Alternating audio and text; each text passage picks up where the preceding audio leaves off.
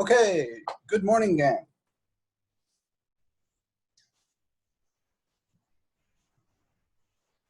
Oh, what is this? Oh my God, Crunch, you need to stop that stuff. Okay. So today we're going to continue our discussion of the power series. Before I do that, I'm going to talk a little bit about the tests. Both exams 2 and 3, actually, we'll talk about a little bit. I still have some folks who need to take exam 2. And today is the absolute last day for the makeup. So if you haven't taken exam 2 yet, I am going to be making it available to you today on Canvas. And it will be available until 5 p.m. That's my plan. So let me fire up the doc cam and get going here.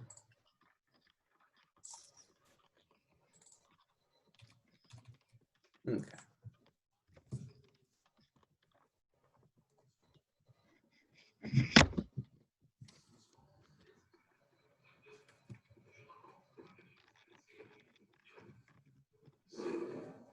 Okay, so I haven't actually finished grading the rest of them. I'm sorry about that, but I will be getting that done today.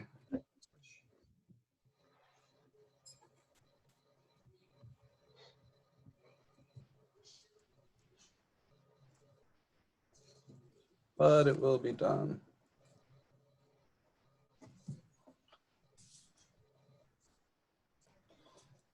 today. So last night I was up until around 12:30 finishing grading the Calc 1 exams. Those took much longer than I expected. So I have not finished yours yet, but I'll be getting them done today.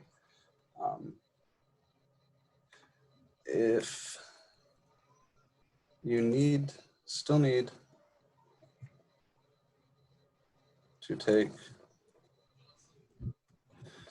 exam 2, I will be making the makeup available in Canvas today until 5 p.m. Ah, shit, let's say 7 p.m. Maybe someone has to work right after this and they get off at 5. And I can see who has taken it and who hasn't taken it. So I think everybody who needed to take the test, the makeup, has already contacted me. So far, the tests look pretty good. The distribution is solidly bimodal, meaning there's like, if you look at, I don't know if you guys know what a histogram is, but there's 2 peaks. That's pretty normal. The thing is that usually the class ends up kind of falling into 2 groups. And it looks about how I'd expect it to look, but I haven't done any statistical calculations yet, so I can't really say. Wednesday's class is up. I just posted the link a few minutes ago, so I uploaded the video last night and then posted the link just this morning. So yes, that link is available now. And if you are ever looking for a link to a lecture that I haven't posted on the announcements yet, you can always go to my YouTube channel and look in my videos, because I set them to upload, but I have to upload 2 in a row, and sometimes you know, it takes me a little while to come back and verify that it's finished uploading and to post the link. So yeah, Wednesday's class is up on YouTube, and the link is now in Canvas if you want to rewatch that. Okay, exam 3 will be a take-home test, which you must print.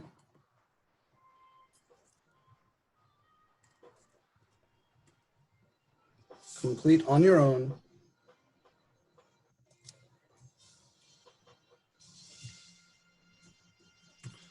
No notes, books, internet,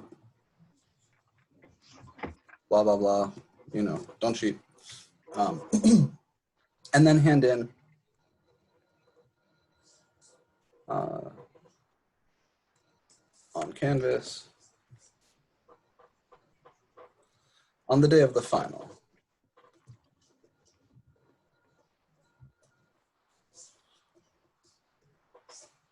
which I believe for you guys is Tuesday, 8/11.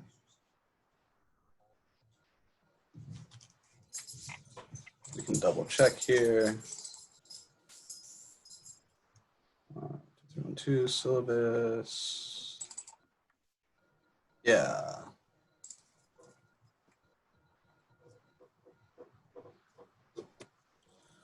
Okay, so exam three is going to be like a project, right? It's going to be like a take-home sort of test. So I will upload a PDF and then send it out to you guys. You will print that PDF, fill it out, answer all the questions, and then scan and submit your work on Canvas. I will be giving it to you this Friday, and it will be due the following Tuesday. Sorry, not this Friday, but a week from today, right? So on the last day of class, I will give you exam 3. Normally I would do it in class, right? Just sitting down at your desks. And we could do something like that where I did a regular time proctored test, but I don't want to lose the day of lecture because at the end of the summer here, time is so valuable. I don't want to burn a day of lecture having you take exam 3. So rather than do that to give us a little bit of extra class time, we're going to do it like this. And I think you guys will appreciate that. That way you have a little bit more time to go through it. It's a little bit lower pressure. So that is how that's going to work. And then the final is going to be at 10:30 a.m. on 8/11.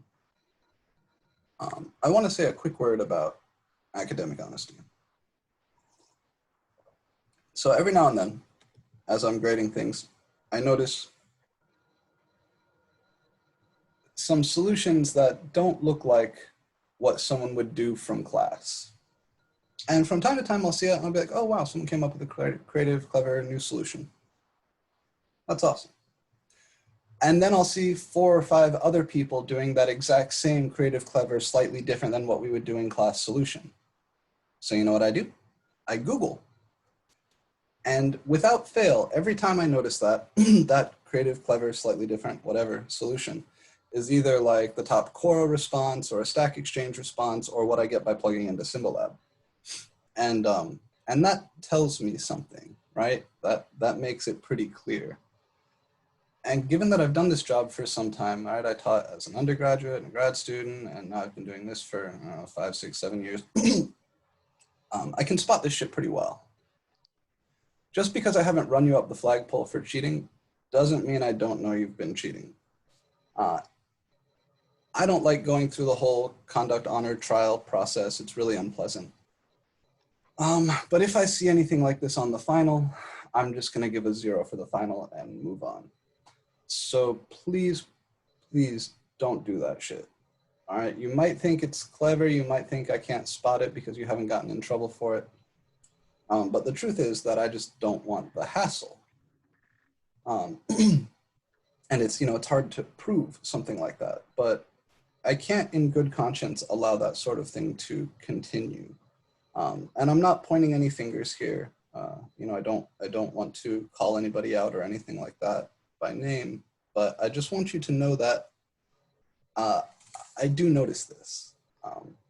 And if I happen to notice it on the final, my remedy is going to just put a big 0 at the top of the final and move on, which would be devastating for a grade. And I don't want to do that. So to those of you who have been 100% honest, representing your work as your own, thank you. I know that takes a lot of bravery. It's not an easy thing to do, to put yourself out there and admit, this is exactly what I know, and to leave things blank or whatever if you don't know. So thank you to those of you who've been brave enough to do that. And to those who haven't, I understand. I get that there's a lot of pressure, and that in this online setting, there's a lot of temptation, more so than in a regular in-class situation. I don't consider it a personal failing or anything that I'm, like I said, I'm not even committing names to memory as I notice these things. I just see them, but don't do it, right? Don't do it. And if I see it on the final, I'm going to be ruthless about it. And if that means we have to have a conduct hearing over it down the line, then I'll deal with that, because it's my job. And as much as I don't like having to do that sort of stuff, I will. So that's all I wanted to say about that. Right, so if you haven't taken exam 2 yet, Makeup will be made available to you in Canvas today until 7 p.m. The procedure is exactly the same as for the normal test. So you go to the exam 2 test, take questions here, launch honor lock, go through, answer the questions, and then for each free response problem, you'll write a nice, neat, careful solution, one problem per page, problem number, and your name at the top. And then when you finish the test, close honor lock, whatever, scan the solutions to the free response problems, and really just the free response problems. I don't need the others. And upload them under the exam 2 submit scans of your work here assignment. I will be getting the exam 2s graded and in today. So I just have a handful more to finish from your class, and then I'll start scanning and uploading my actual written feedback. That might take a little bit longer because I have to like destaple and scan them one page at a time. That takes forever. But the grades, you can be assured, will be in today. And then the feedback will show up sometime this weekend. If I can get it done today, I will, but most likely it'll be tomorrow or Sunday. Exam 3 is going to be a take-home, and the final is on 8/11. That is the day your take-home is due. Any questions about the bookkeeping stuff, the sort of like how things are going to go, things that moving from here, structural things?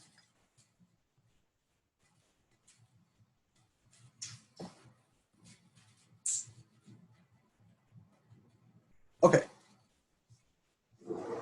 So last time, we started playing around with representing functions as power series.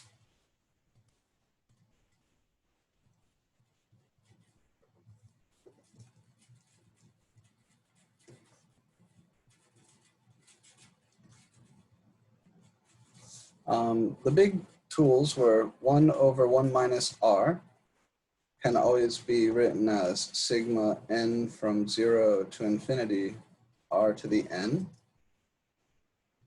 Is what we call the geometric series trick. And then we had this result that you can integrate a power series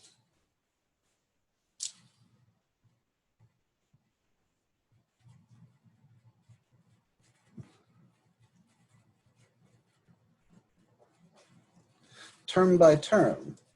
So you get your additive constant from the indefinite integral, and then the series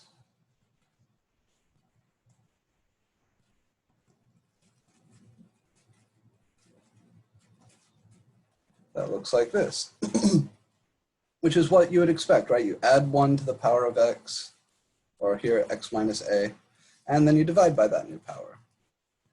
And then the other one was that you can also differentiate a power series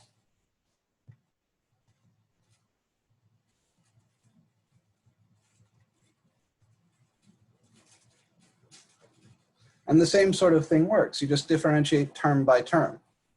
So just like here, you integrate the same way you would integrate a polynomial. You add 1 to the power and divide by the new power. You differentiate just like you would differentiate a polynomial. You bring the power down and you subtract 1 from the power. So you get a new series whose coefficients are Cn times n x minus a to the n minus 1. And here, if your original series had a constant term, then you have to bump the index up by 1. So bump the starting index by 1 only if the original series has a constant term.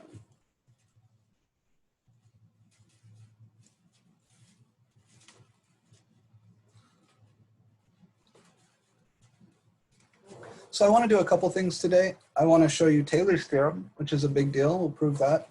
And I want to show you some of the more subtle things that can happen with evaluation of power series, and work maybe one more of these differentiation problems, something like that, right? Something like that.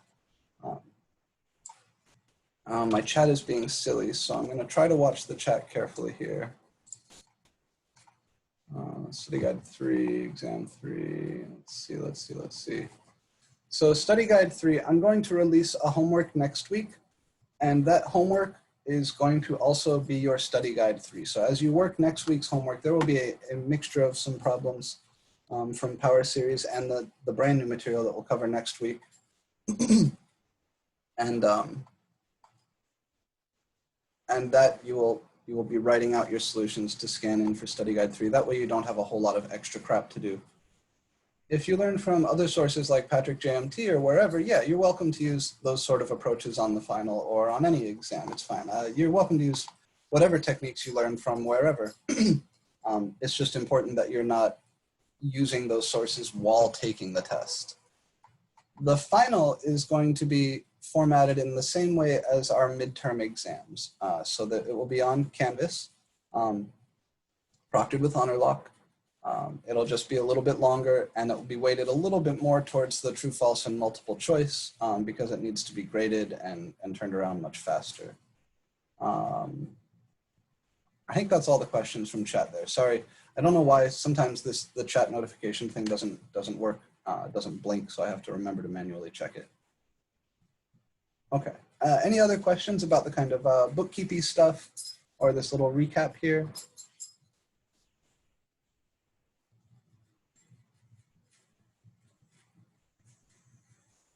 Exam 3 is going to cover power series, and it's also going to cover some material that we're going to talk about next week, which is polar coordinates and parametric curves.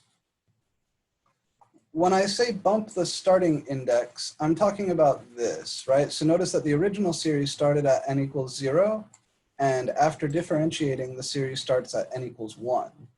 So the number down here at the bottom of the sigma operator is called your starting index. The variable n is called your index, and this is where the index starts. So that's the starting index. When we differentiate a series, if that series has a constant term, that constant term is going to go away when we differentiate, right? Because the derivative of a constant is 0. So the n equals 0 term sometimes vanishes when you differentiate a series. And if that's the case, then you need to remember to change this starting value for n to account for that. So that's all. So if the original series has a constant term, like here c0 times x minus a to the 0 is the first term of this series, that differentiates to 0, so the n equals 0 term goes away when we differentiate. So our new series starts at n equals 1. That's all.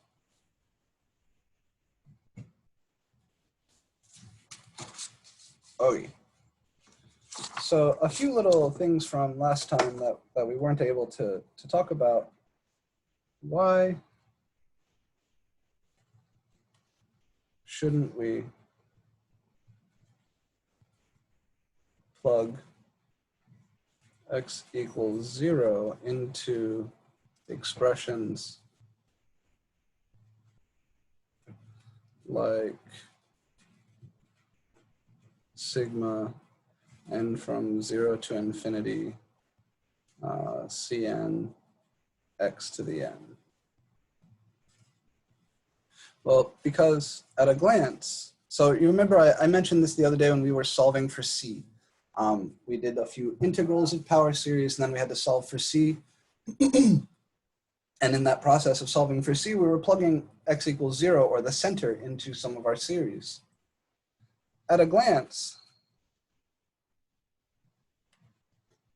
if you take sigma n from 0 to infinity Cn x to the n, and you evaluate it at x equals 0, that looks like, and I'm going to put this in quote bunnies because I'm not responsible for this shit, that looks like sigma n from 0 to infinity Cn times 0 to the n.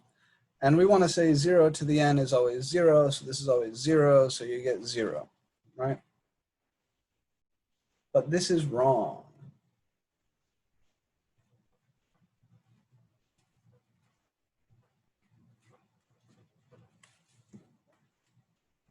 Why?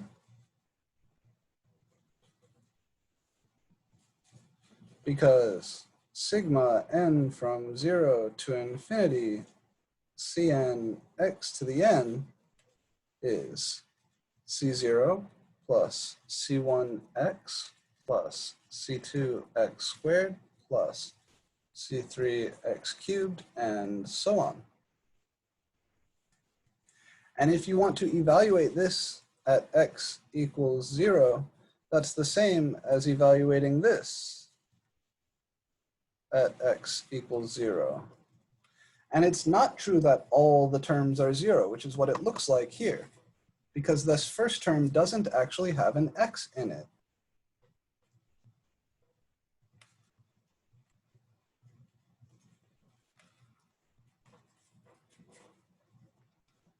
So in other words, when you plug the center into a power series, you don't always get 0, you always get whatever the constant term is. For example,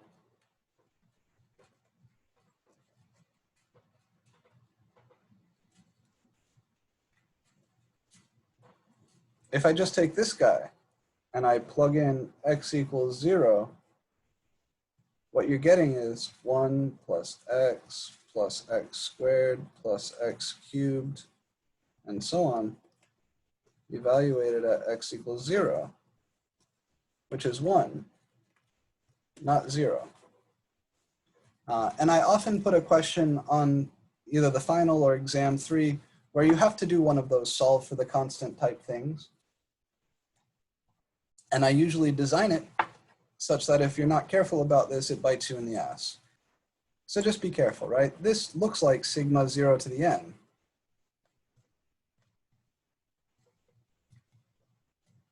But it's just an unfortunate bit of notation.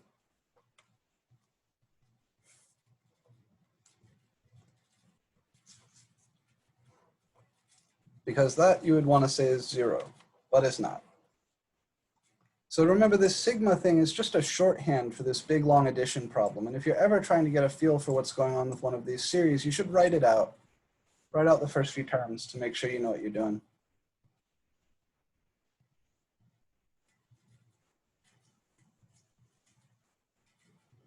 Questions on this? So this is one of the things I like warned you about on Wednesday, but we didn't have time to explore in depth, so here it is. Questions on this?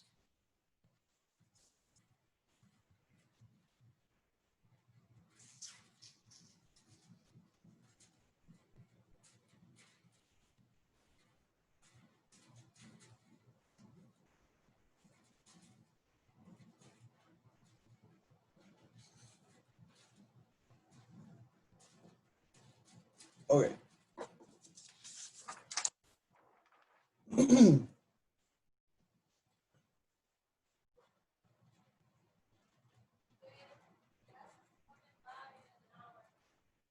All right. I want to do one more example of a series that we cook up via integration, and one more of an example of a series we cook up via differentiation. Let's find a series.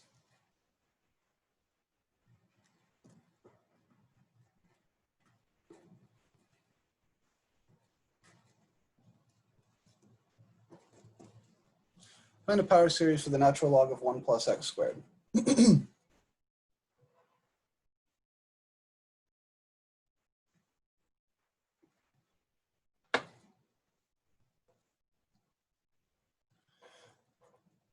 I know that ln of 1 plus x squared is the integral of, let's see, I think it's 2x over 1 plus x squared dx. You could come off to the side and check this, but my first step here is writing the function as an integral of a rational function. If you're not sure, you could differentiate this, and you'll see that you get 2x over 1 plus x squared. But make sure you do that off to the side. Don't do that in your normal flow of work, because you'll get confused as to whether you should integrate or differentiate to get your series. This is an integration problem, not a differentiation problem.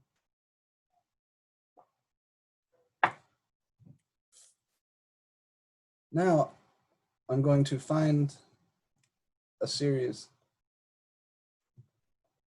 for 2x over 1 plus x squared, then integrate it.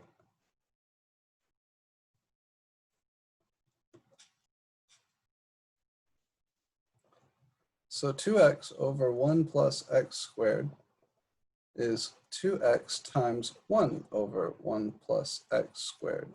So here I'm going to use my geometric series trick.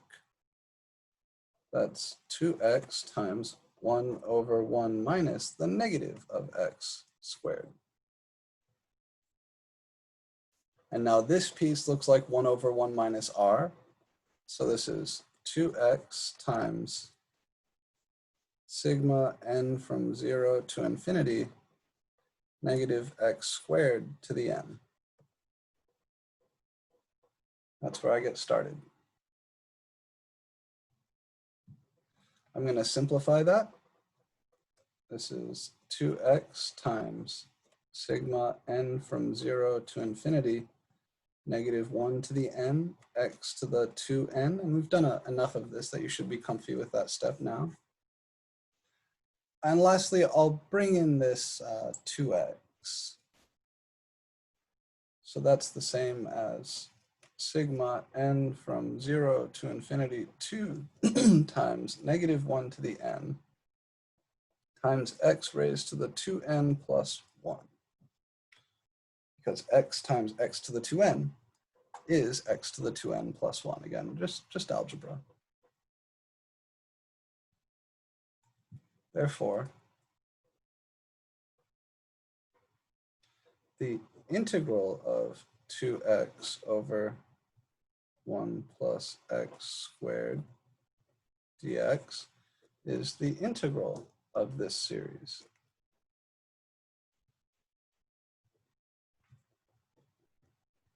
Oh, I left my 2 out. I'll put the 2 there.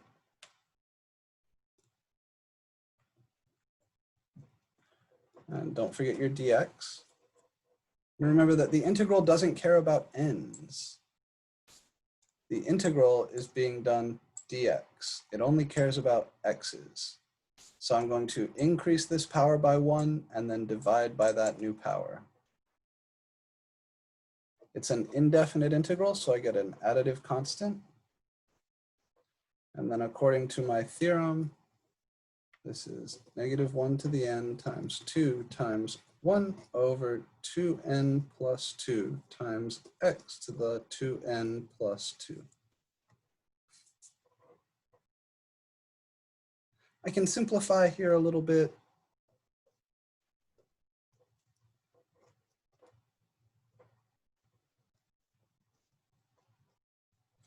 The 2n plus 2, I could factor a 2 out and cancel with the 2 that's there. So this is 1 over n plus 1 times x to the 2n plus 2. So if I factor the 2 out down here, I get 2 times parentheses n plus 1, and then I can cancel the 2 upstairs and down. On the other hand, I know that this guy is the natural log of 1 plus x squared. So the natural log of 1 plus x squared has to be equal to this series up to an additive constant. And to determine the additive constant,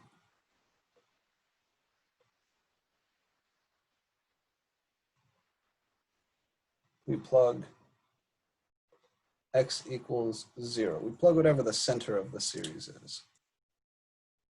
So on the left-hand side, I get the natural log of 1. On the right-hand side, I get c plus, and I'm going to write out the terms of this series.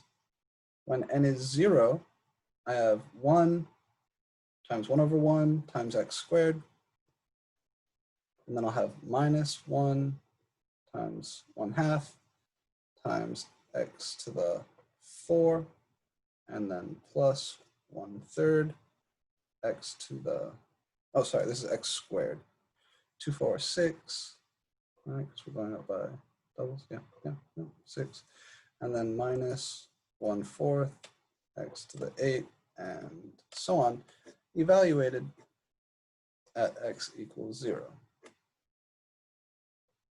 And when you plug in 0 here, there is no constant term, right? The terms all have x's. So you get ln1 equals c plus 0, which means c is ln1, which is 0. So the natural log of 1 plus x squared is sigma n from 0 to infinity, negative 1 to the n times 1 over n plus 1 times x to the 2n plus 2. And we could have also gotten this series by taking the series I found last time for ln 1 plus x and just swapping x with x squared. But I wanted to go through another example where we cook up a series like this.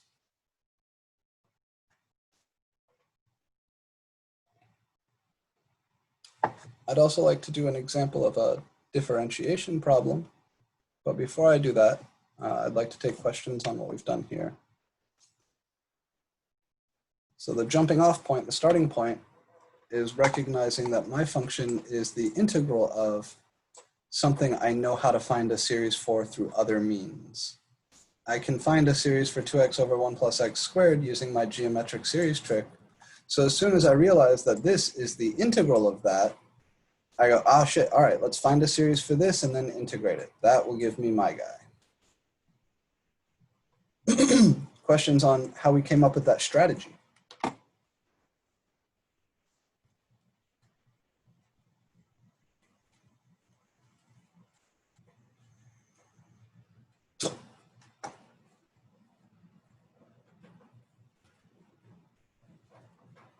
Okay. Questions on how we found the series for 2x over 1 plus x squared?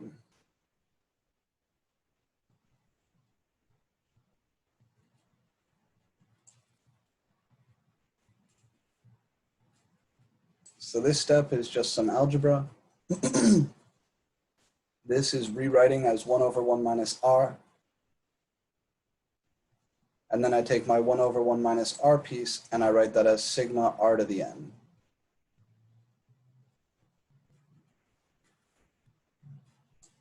Jumping to the second line, I just simplified the series. Negative x squared is negative 1 times x squared. So negative x squared to the n is negative 1 to the n times x squared to the n. And x squared to the n is x to the 2n. Then finally, I bring the 2x inside. So here's the 2. And if I multiply x times x to the 2n, I get x to the 2n plus 1. So this is the series for 2x over 1 plus x squared. And then I remember that my strategy was find a series for 2x over 1 plus x squared and then integrate it. So I integrate. Integrating that series, I get this. And according to my theorem, that is this. I just add 1 to the power and divide by that new power. The plus c comes from the indefinite integral. So I get this. From this line to this line, I just factored a 2 from the denominator and canceled with the 2 that was up here. And then finally, we do this thing where you plug in the center to evaluate the additive constant. Always, we want to write out the first few terms of that series to make sure we really know what we're getting. If there was a constant term here, then when I plugged in 0, I would get the constant term, but there isn't. So the natural log of 1 is equal to c, which means c is 0, so my series is what it is. I could have also gotten this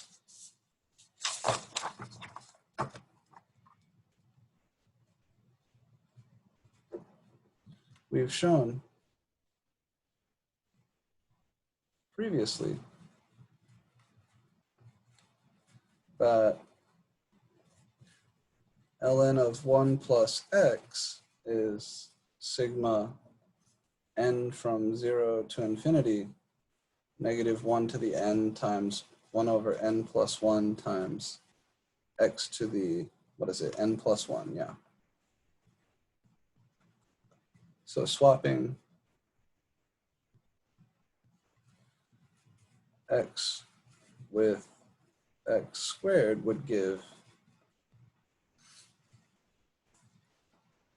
ln 1 plus x squared equals sigma n equals 0 to infinity, negative 1 to the n times 1 over n plus 1 times x squared to the n plus 1. And then if I simplify algebraically, x squared to the n plus 1 is x to the 2 times n plus 1, which would give me the same thing I got in the example we just did.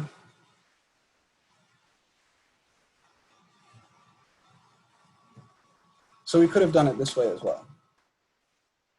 And there are some problems in your homework that ask you to take a known series like this and plug something else in for x to get a new series. If I wanted a series for the inverse tangent of root x, then I could swap root x in to the series that we found for arctan before. There's more than one ways to skin these cats. And on a test, you want to use the fastest path, unless the problem specifically tells you to do one or another thing.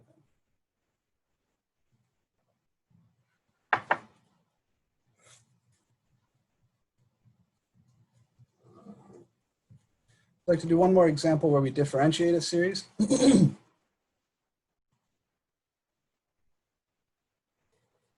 So how about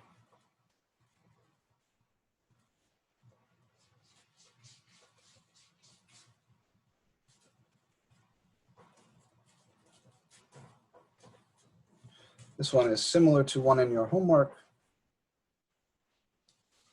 1 over 1 plus x all squared. We did 1 over 1 minus x all squared last time.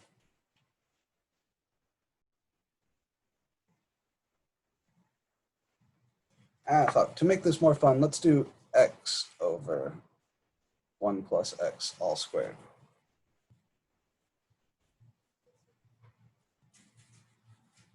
So first I would say f of x is the same as x times 1 over 1 plus x all squared.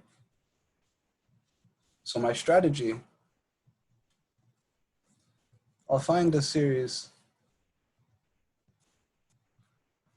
for 1 over 1 plus x squared, like this, then multiply by x.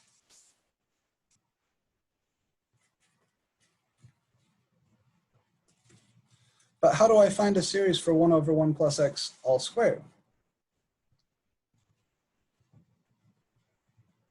1 over 1 plus x all squared, that's 1 plus x to the negative 2, looks like the derivative of 1 plus x to the negative 1, or close to it.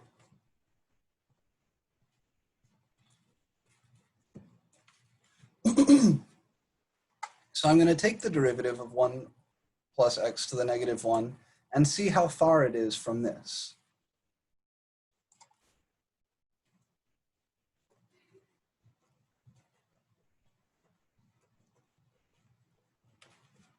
This is negative 1 times 1 plus x to the negative 2 times positive 1 by the chain rule.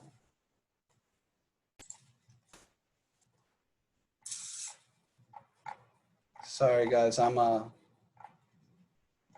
having a hard time seeing the chat. So we should write it out because you'll trigger this last class, right? Right, 1 minus r form, right? How do we know when we should integrate, differentiate, find a power series from the beginning? Yes, it's very hard to know. So Ryan's question at 11:57, I'm going to pause for a minute. Ryan's 11:57 question in chat is good. How do you know whether you're going to integrate or differentiate in one of these problems? The trick is to recognize your function as being the integral of something else, or recognize your function as being the derivative of something else. Sometimes people like to do one of those operations to figure out whether your function is the integral of something else. For example, you could differentiate ln of 1 plus x to discover that ln of 1 plus x is the integral of 1 over 1 plus x. But you should do that off to the side, like literally on a separate sheet of paper so you don't get confused. Here, I could integrate 1 over 1 plus x squared to discover that 1 over 1 plus x squared is the derivative of 1 over 1 plus x, or close to it. Oh, damn it. But I would do that off to the side. And instead of that, I recommend you doing it exactly how I'm doing it here. So this is what we get. We're going to remember the center of a series is always the number a in that formula. So if it's like x plus 1 to the n, the center is negative 1. If it's x minus 5 to the n, then the center is 5. If you just have x to the n, then the center is 0, because x is the same as x minus 0.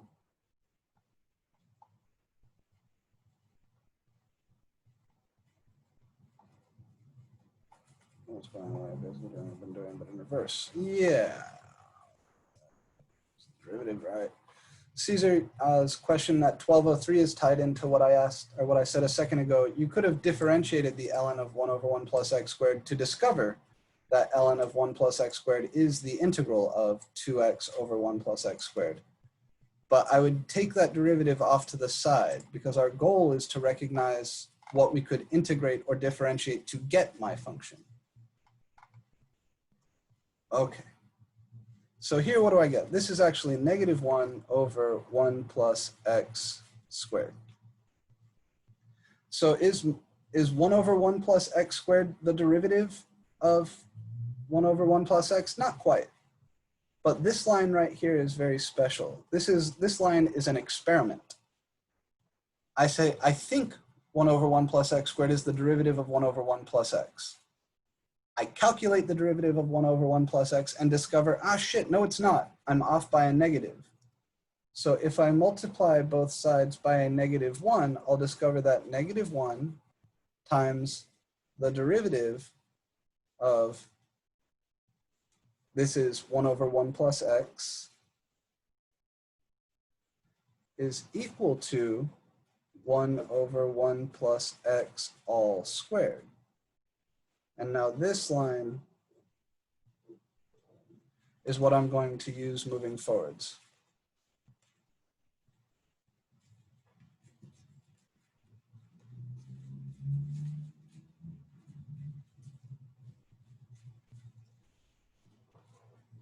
Remember, I'm looking for a series for this guy, and then I want to multiply by x. That was my strategy. I'll find a series for 1 over 1 plus x all squared, and then multiply by x. So 1 over 1 plus x all squared, I now know is the derivative of 1 over 1 plus x, and then multiply by negative 1. Yeah, the textbook is good. You really should read 11.8, 11.9, and 11.10. I haven't been saying that for fun. Definitely should read those sections.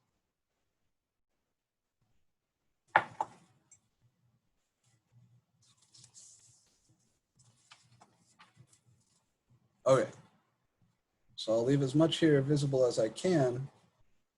I'll leave this visible.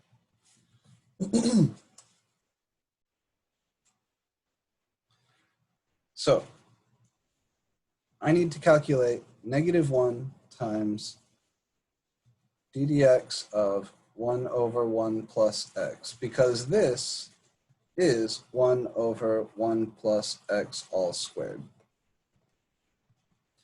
So that's negative 1 times d dx of 1 over 1 minus negative x.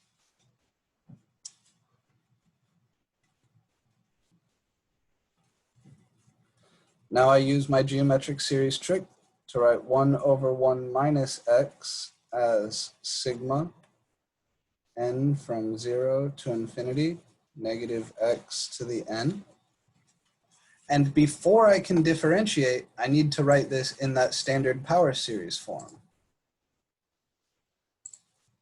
In other words, I need to simplify before I can differentiate or integrate.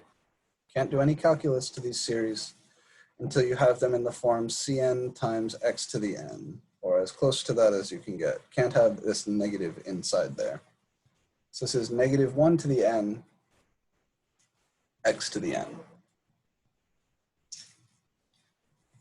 If I differentiate this series and then multiply by negative 1, I'll get a series for 1 over 1 plus x squared.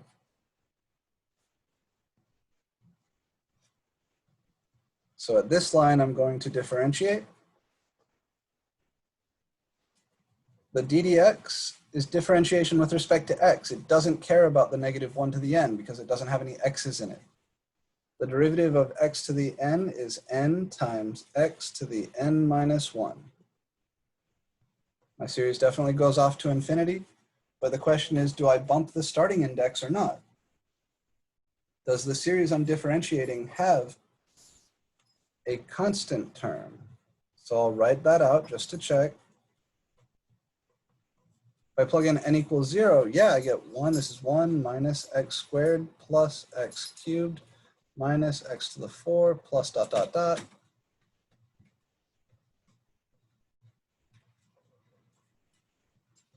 So because the series I'm differentiating does have a constant term, that's the term associated with n equals 1. Or sorry, with n equals 0. Sorry, this should be an x and an x squared, an x cubed. I skipped over a guy. So this does have a constant term. That's why I'm writing this out, which means we do need to bump the starting index. So rather than starting at n equals 0, my new series starts at n equals 1. This is the n equals 0 term. This is the n equals 1 term. This is the n equals 2 term. This is the n equals 3 term. And when I differentiate here, this guy is going to differentiate to 0. So the n equals 0 term goes away. So my new series starts at n equals 1. And then what about everybody else? Well, x, he differentiates to 1. X squared differentiates to 2x. X cubed will differentiate to 3x squared. X to the n in general will differentiate to n times x to the n minus 1. That's your usual power rule. Here it's just showing up inside of a series.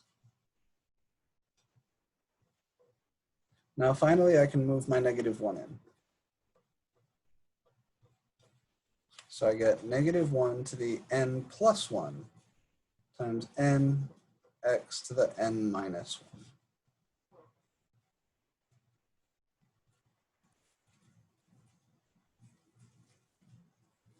1. So 1 over 1 plus x squared has this power series, which means that my function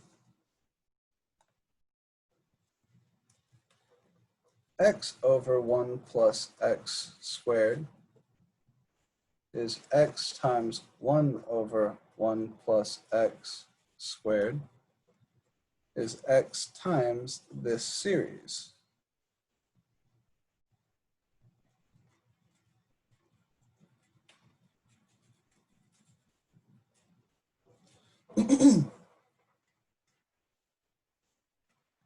And from here,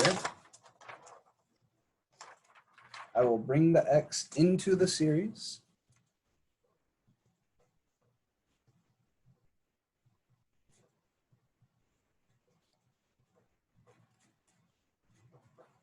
X times x to the n minus 1 is x to the n.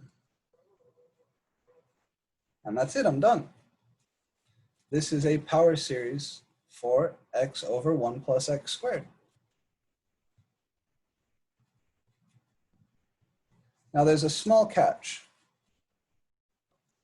Sometimes in your homework, you'll notice that they give you the sigma piece and they give you the starting index as 0. You don't have a choice.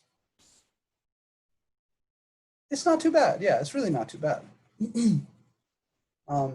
If you wanted to change this series so that n started at 0, you need to make a little substitution, just like you would in a definite integral. So if I want n to begin at 0, then I need to bump everybody else up by 1. So here's the idea. If I make the substitution k equals n minus 1, then when n equals 1, k is equal to 0. And when n is infinity, k is still infinity. It's just like doing a substitution in an integral. It's exactly the same thing. Also, n is equal to k plus 1. So this is like changing your bounds, and this is the substitution. We don't need to calculate a differential term here because there is no differential, because it's a series, not an integral. If n ran from 1 to infinity, k runs from 0 to infinity.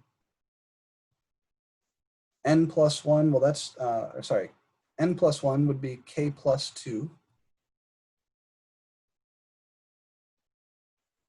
N is k plus 1.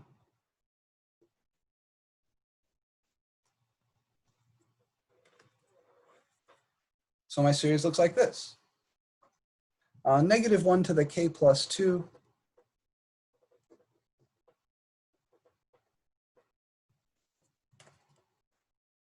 I'll do it over here. That's negative 1 to the k times negative 1 to the 2. But negative 1 to the 2 is 1. So this is the same as negative 1 to the k. So I can write this as negative 1 to the k times k plus 1 x to the k plus 1. So if you wanted to, this is called an index shift. You could have your series start at 0 rather than starting at 1. Now for my money, this is fine. There's no reason to do anything to this. This is perfect. But if you wanted to, you could do this. And then as your last step, you could say, okay, now I'm just going to rewrite the k's as n's because they're a dummy variable. It doesn't matter what symbol you're actually using. So this is the same as negative 1 to the n times n plus 1 x to the n plus 1. But any of these, honestly, any of these would be a fine answer.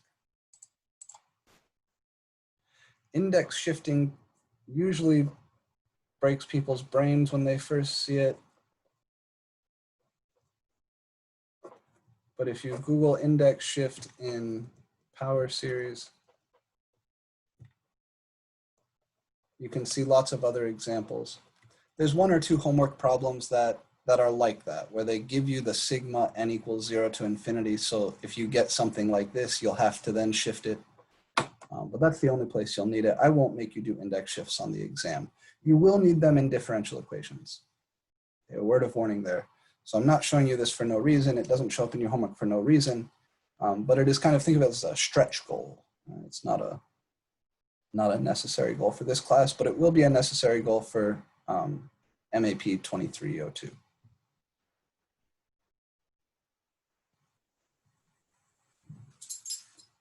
Okay, so that's enough recap. There's one last bit of new information I want to show you guys this week, and that's section 11.10 on Taylor's theorem.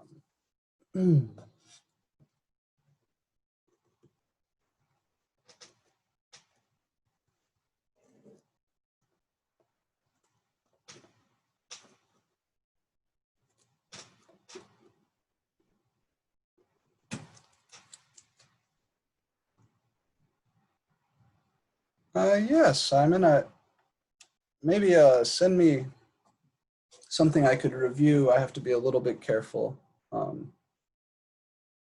what I get involved in, but I would be happy to talk about math on a podcast.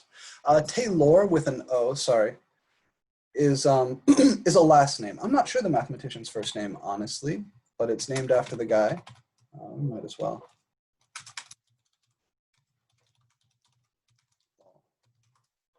I don't care who Taylor Swift is married to, but Brooke Taylor is apparently the mathematician. It is a last name. All right. So Taylor's theorem, I'll give you the theorem, then I'll prove it, and then we'll use it. This says, if f of x is infinitely differentiable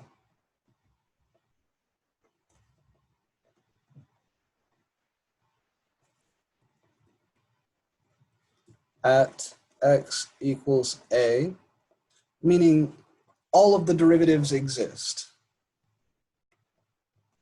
i.e. f primed of a, f double primed of a, f triple primed of a, and the general notation for the nth derivative is fn of a, all exist, then f of x can be written as a power series. And the power series involves these constants, which are the derivatives evaluated at the center. It's equal to f of a plus f primed of a times x minus a. And I want to stop here for a minute and say, hey, anybody recognize this? What is this?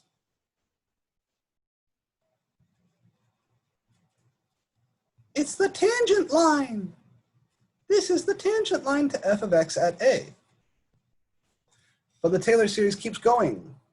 The next term is f double primed of a over 2 times x minus a squared. And this is like the tangent parabola. And the general term here, it just keeps going on and on like that forever. The general term, so if I want to write this in sigma notation, is the sum from 0 to infinity, the nth derivative evaluated at a over n factorial times x minus a to the n. All right, that's it. That's Taylor's theorem. So if I give you a function and I ask you for the power series, you have some choices. You can try to do the shit we were doing in 11.9, or you can jump right in with this. This has the downside of being horrendously complicated, has the upside of always working, and no creativity necessary. There's no like, oh, is this similar to the derivative of that? Or could I get this as the integral of something else that I can find a series for using geometric series tricks? None of that. You just use the formula. But the formula is complicated. I'm gonna give you a proof. But I'm gonna look at the case where a equals 0 only. So the full proof you can see in the textbook. The only difference is there's some chain rule stuff and it hurts my hand to write without that. So I'm gonna, I don't wanna add more. All right. So in other words, I'm looking for the series centered at 0. This is called a Taylor series.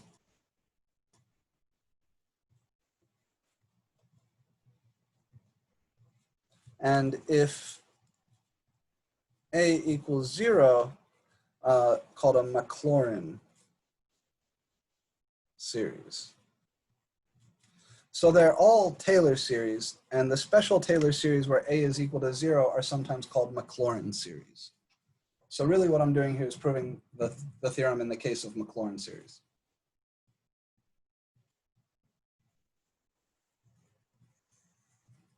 I'm going to suppose f of x has a series representation centered at 0.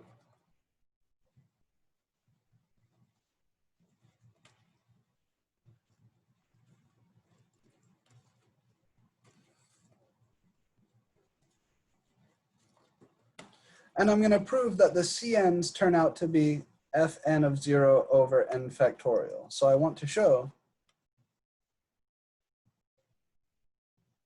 that Cn is the nth derivative of f at a, which here is 0, over n factorial. That's my goal.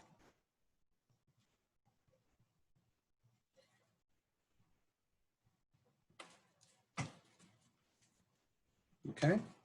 The way I'm going to do that is just by taking this expression here, and I start by plugging in 0.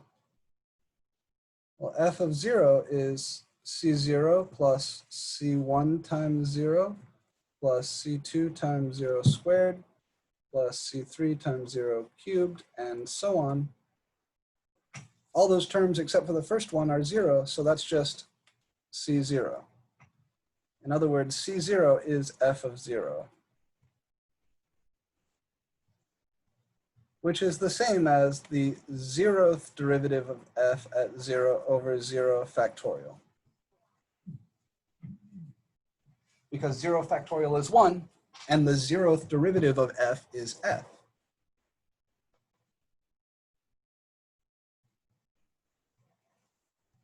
Now I'll take this line, let me call this star. I'll differentiate star.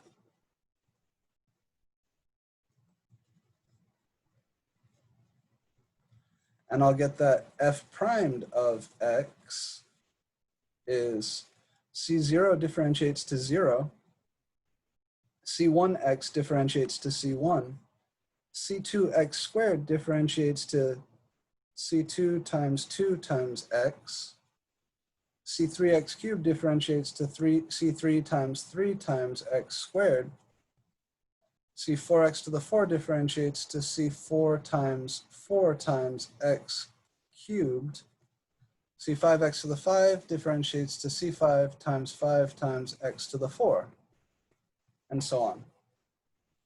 And now if I plug in 0,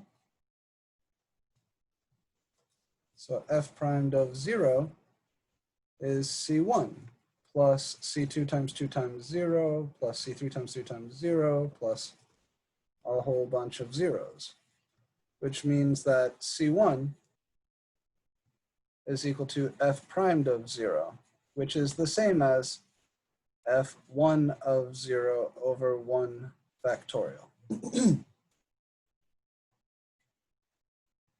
If I differentiate again, f prime primed, so I differentiate 2 star, I differentiate this line again, this term will go away. This term will become C2 times 2. This term will become C3 times 3 times 2 times x. This term will become C4 times 4 times 3 times x squared. This term will become C5 times 5 times 4 times x cubed, and so on. And now when I plug in 0, f prime primed of 0 is C2 times 2, which means C2 is f prime primed of 0 over 2, which is the same as f2 of 0 over 2 factorial. And already you can probably start to see the pattern. As I differentiate these guys, factorials start showing up here. We'll go a little further, 1 or 2 more.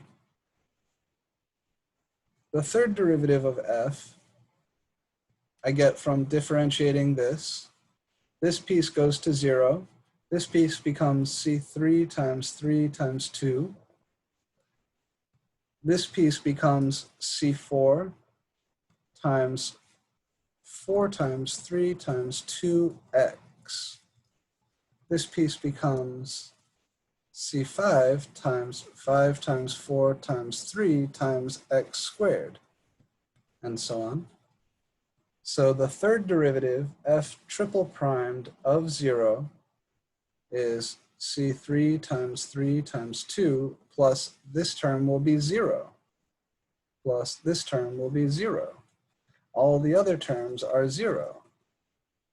So C3 is equal to f triple primed of 0 over 3 times 2, which is the third derivative of f evaluated at 0 over 3 factorial. One more. If I differentiate again, I get the fourth derivative, and now I'm not going to use the prime notation anymore at all. This piece differentiates to 0. This becomes C4 times 4 times 3 times 2. This piece becomes C5 times 5 times 4 times 3 times 2x. The next term would be C6 times 6 times 5 times 4. 1, 2, 3, 4. What would it be? It would be an x squared there, so times 3 times x squared, and so on. So f4 of 0 is C4 times 4 times 3 times 2, which means C4, which my Calc 2 professor would always call the dangerous coefficient because of the joke with the explosive. I can't make myself make that joke explicitly, but I also can't not refer to it. Sorry. Becomes F4 of 0 over 4 factorial. And you get the general vibe here. You do need 11.9. 11.9 is crucial because it's much, much, much faster than using Taylor's formula in general. But sometimes Taylor's theorem is the only way to get something done. Because if you think about, for example, e to the x, none of its derivatives or integrals will ever be a rational function. And the only thing we can use 11.9 stuff on are things that eventually we can use the geometric series trick on, which means it would have to be, oh, okay, always working. I'm not paying careful enough attention to the class, or to the chat, sorry. All right, so let's use Taylor's theorem a little bit. Let's do the one I was saying. Let's find a power series for f of x equals e to the x. So this is how we use Taylor's theorem. You make a little table.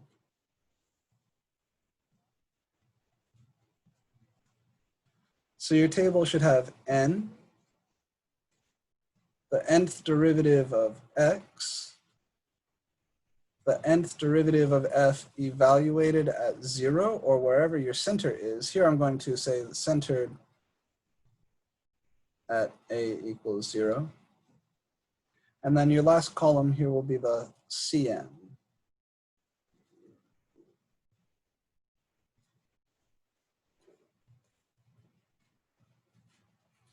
I recommend leaving lots of space because here we're going to be calculating derivatives, and sometimes those derivatives can get a little gnarly, but for this one they won't. So if I differentiate f 0 times when n is 0, the 0th derivative of e to the x is just e to the x. And if I plug in 0, f0 of 0 is e to the 0 is 1. I guess we're feeling meanish. It always has been. I don't know. Which means that C0 is 1 over 0 factorial.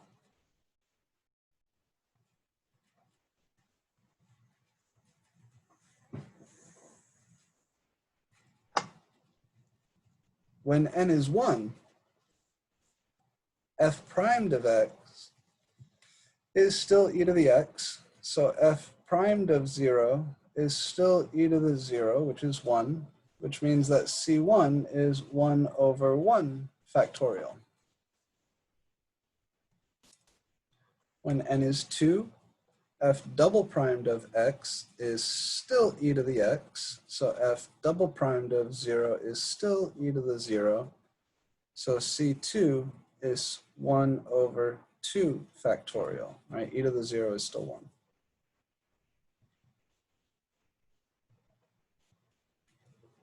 And you can start to see a pattern. After you do a few, sometimes it'll take 2, 3, 4, 5, 6, but after a while you'll see a pattern, and for this guy it's easy enough. If n is just an arbitrary positive integer, then the nth derivative of f is still going to be e to the x. And so when you plug in x equals 0, the nth derivative evaluated at 0 is still e to the 0, which is 1, which means Cn is 1 over n factorial.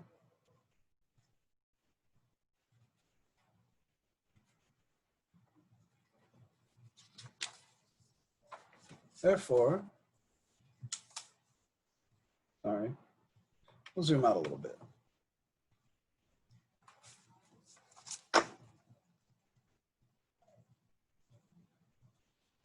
Therefore, f of x is sigma n from 0 to infinity Cn x to the n. F of x was e to the x, and our Cn's from Taylor's theorem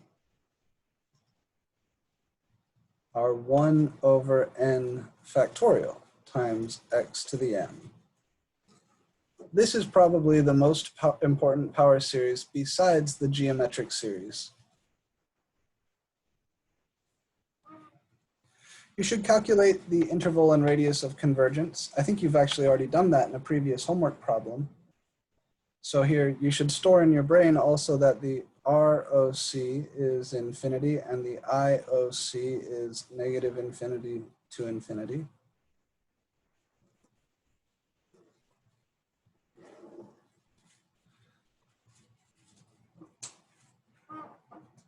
And this is our first use for Taylor's theorem.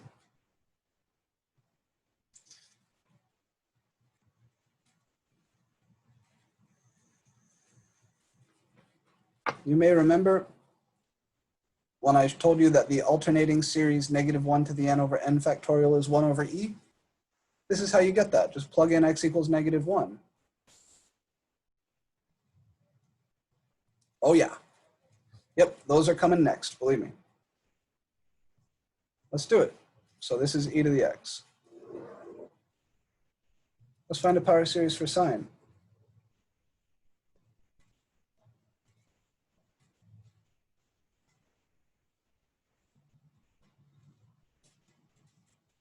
Yes, the table is to help you identify the coefficients, the fn of a over n factorial. So you've got n, fn of x, fn of a, and then cn.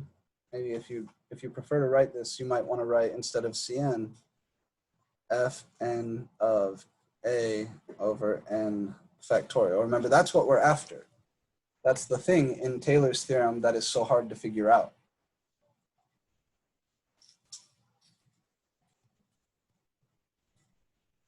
Okay. So my new goal is to find a power series for f of x equals sine x.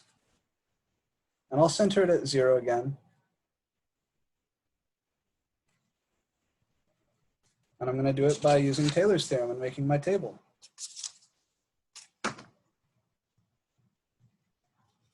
N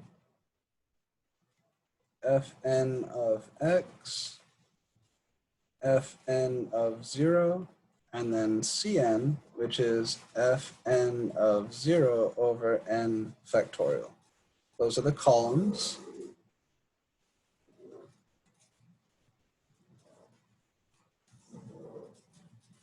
When n is 0, if I differentiate 0 times, I just get sine x. Sine of 0 is 0. So C0 is 0 over 0 factorial, which is 0. If I differentiate once, I get cos x.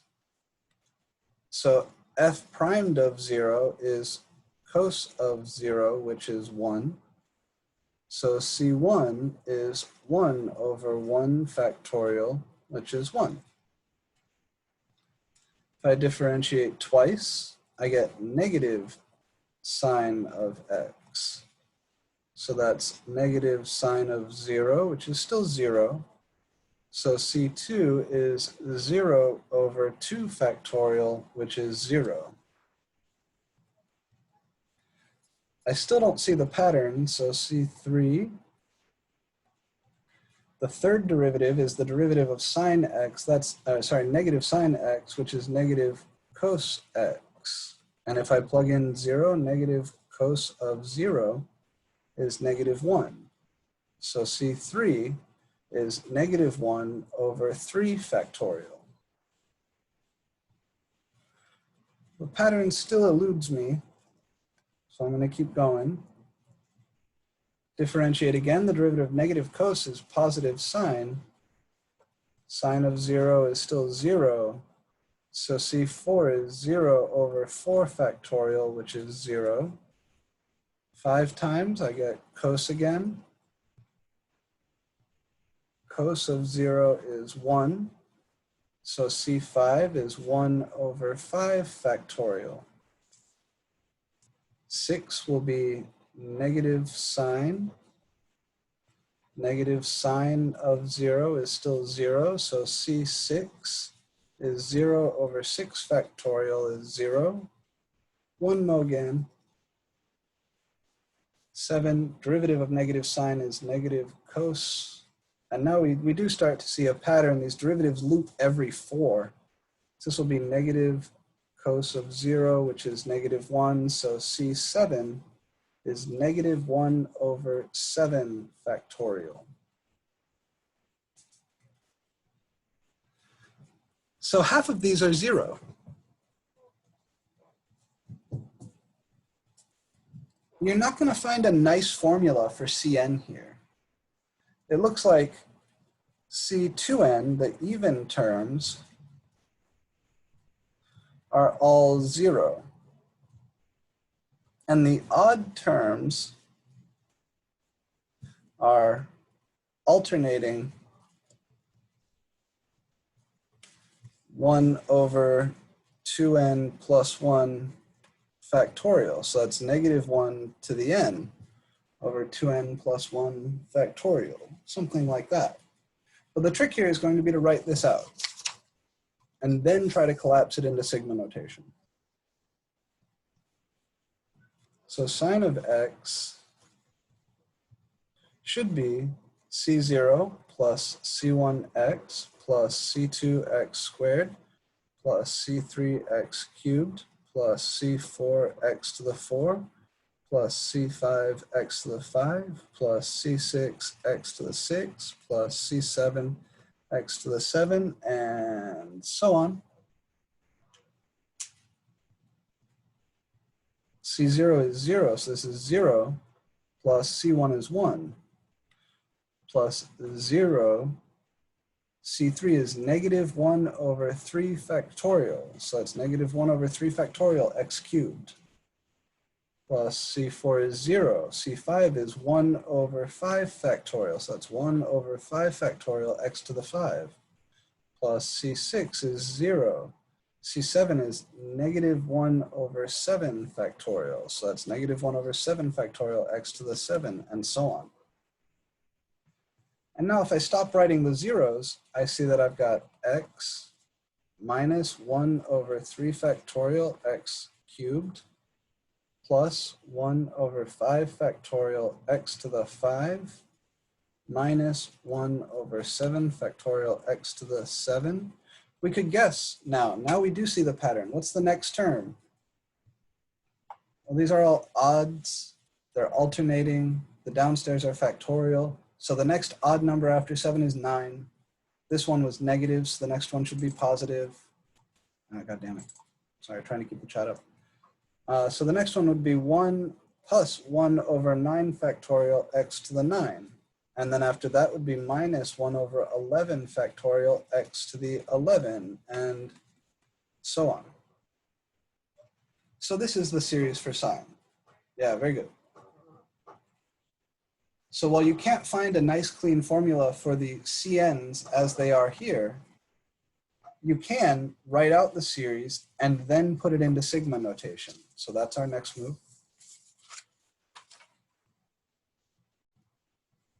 Therefore,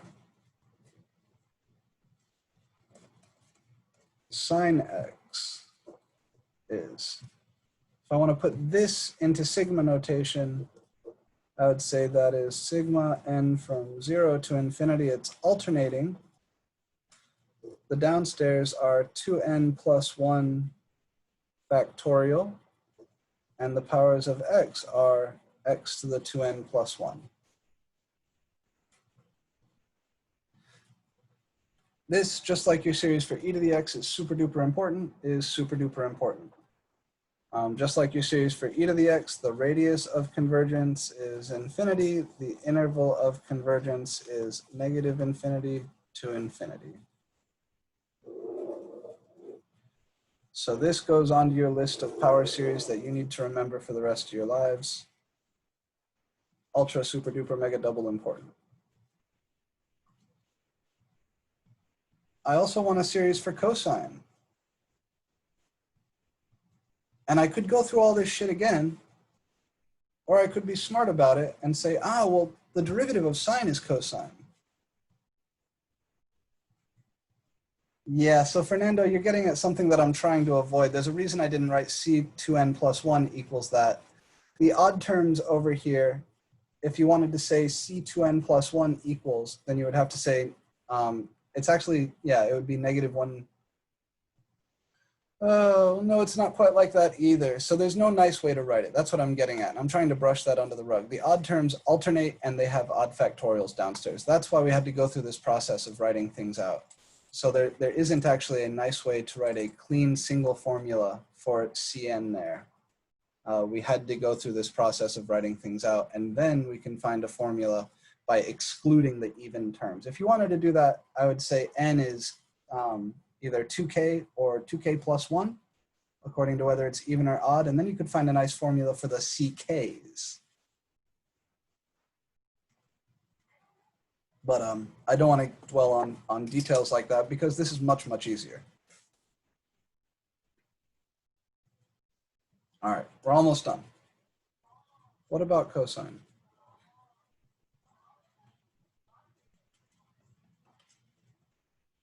Well, cos x is the derivative of sine x.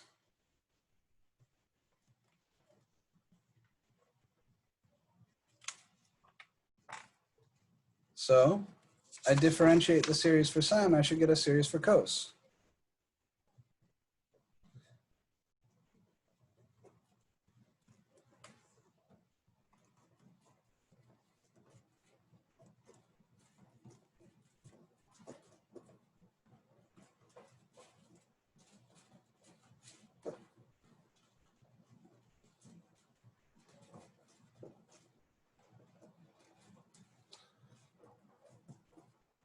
And I know how to differentiate power series.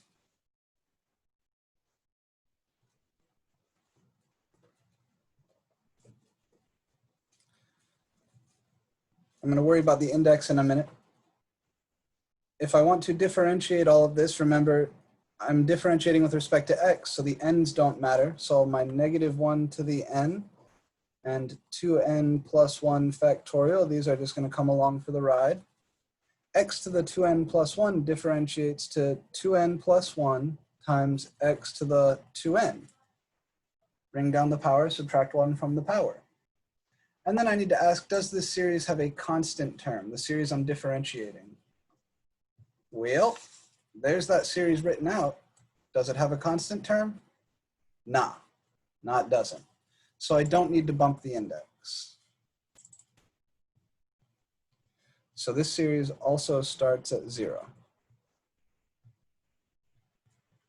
But then 2n plus 1 over 2n plus 1 factorial, that can be cleaned up.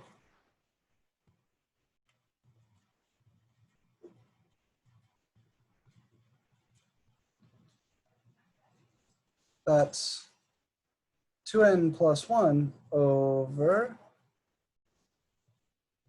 2n plus 1 times 2n times 2n minus 1 times 2n minus 2 all the way down to 3 times 2 times 1.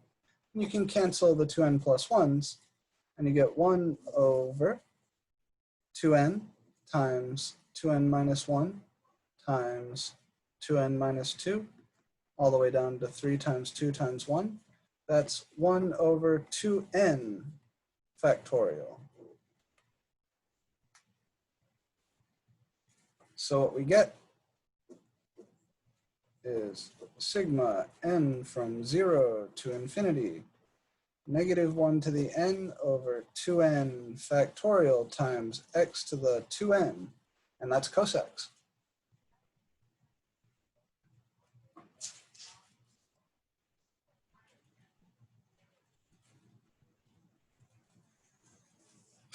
And since the radius of convergence doesn't change when you differentiate a series, The stats for the cosec series are the same as the stats for the sin x series.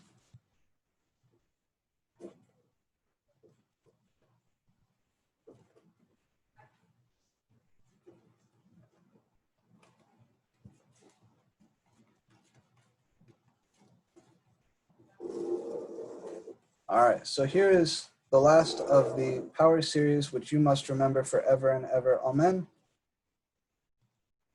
You have 1 over 1 minus x, arctan x, natural log x. Arctan x, natural log 1 plus x, e to the x, sin x, cos x. That's 6 series, power series that you got to know cold, right? 0 questions, you got to know them. You also need to know their corresponding intervals and radii of convergence.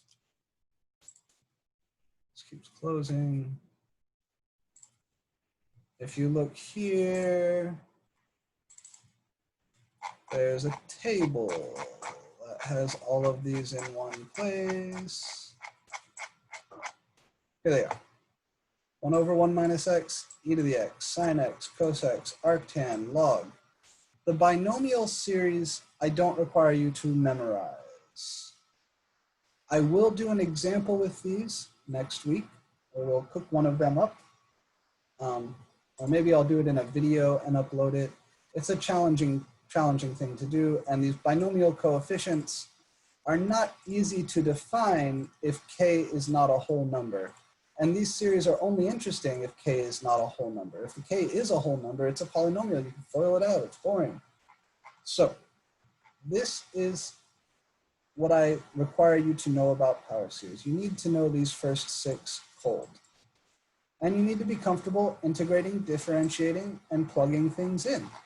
So read the textbook and look at the examples. There's more here than there is time for me to do in class today. Don't worry about multiplying and dividing power series. We won't do that. But everything you need for your homework has been covered. All right? So I know it's not easy stuff. But if you are patient, you can make sense of it. Next week, we're going to change gears a little bit, and we're going to talk about some applications of the things we've been doing. We will look at parametric equations and polar coordinates, and we'll see how to do calculus with those. You learn about those in your trigonometry class and pre-calculus class, but we're going to revisit those and do some calc in that setting. But the big thing for this is the power series. So getting ready for exam 3, make sure that you are caught up with all of the series homework. Please try to finish the current homework, homework 10, over the weekend. I'll be spending the rest of my day finishing up grading your exam 2 and getting those grades in there, I promise, before midnight tonight. That is my goal. Over the weekend, watch as I upload the scans with all of my written feedback. You'll want to take a close look at that stuff before exam 3 and of course before the final. But that's it. You know, we're done with the hardest part of Calc 2. Right? This is the meat of the class, is integration and series. So congratulations. We're going to tie up some loose ends next week, and then we'll be ready for the final. Okay? So that is it. I am going to do an office hour today, but it's going to be cut a little bit short because I want to get back to grading. If you haven't taken exam 2, I'm going to be making that available from right now through 7 p.m. So I'll go into Canvas and see who hasn't taken it. I'll make that open up for you. The rules are the same, honor log, time limits, all that shit. Make sure that you scan and submit your work after you finish the test, and then the makeups I'll need a few more days to grade. But that is all. All right. Any questions from you guys?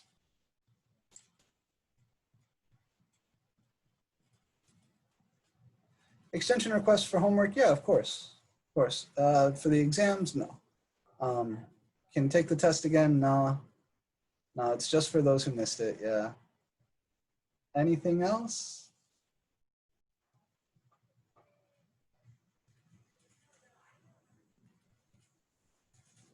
What's that?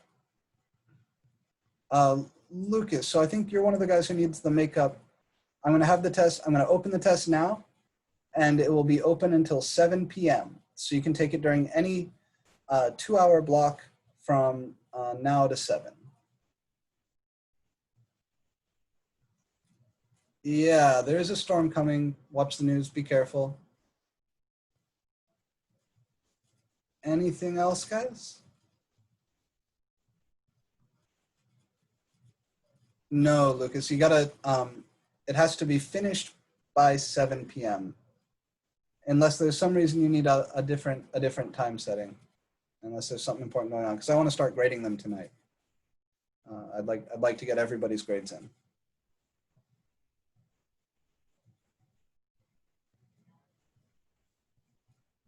Okay, then, if we're all clear and we're all good, I'm going to go ahead and end the meeting, and I will see you guys Monday.